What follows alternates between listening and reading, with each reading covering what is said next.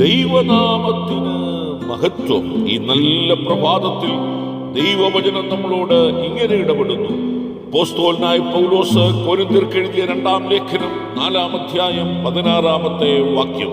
അതുകൊണ്ട് ഞങ്ങൾ അധൈര്യപ്പെടാതെ, ഞങ്ങളുടെ പുറമെയുള്ള മനുഷ്യൻ ക്ഷയിച്ചു പോകുന്നു എങ്കിലും ഞങ്ങളുടെ അകമയുള്ളവൻ നാൾക്കുനാൾ പുതുക്കം പ്രാപിക്കുന്നു. ഈ നല്ല പ്രഭാതത്തിൽ സാഹചര്യങ്ങളുടെ സമ്മർദ്ദങ്ങൾ കൊണ്ട് പലപ്പോഴും ആത്മീക അന്തരീക്ഷം നഷ്ടപ്പെട്ട് പ്രത്യാശയെ തച്ചുടയ്ക്കുന്ന സാഹചര്യങ്ങൾ ജീവിതത്തിൽ ഉടലെടുക്കുമ്പോൾ അകമയുള്ള മനുഷ്യൻ നാൾക്കുനാൾ പുതുക്കം പ്രാപിക്കുവാൻ നാം തയ്യാറാകുന്നുവെങ്കിൽ നമ്മിലൂടെ ചെയ്തെടുക്കേണ്ട ദൈവപ്രവൃത്തികളുടെ ശ്രേഷ്ഠതയിലേക്ക് കർത്താവ് നമ്മെ കൊണ്ടുവന്നെത്തിക്കുന്ന നാളുകൾ നമ്മുടെ മുൻപിലുണ്ട് എന്ന് നാം തിരിച്ചറിയാതെ പോകരുത്.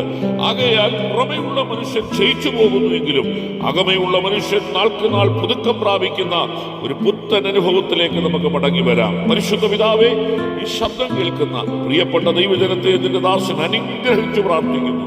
അത്ഭുതങ്ങൾ സ്വർഗം ചെയ്യണം യേശുവിന്റെ നാമത്തിൽ തന്നെ. ആമേൻ, ആമേൻ, ആമേൻ.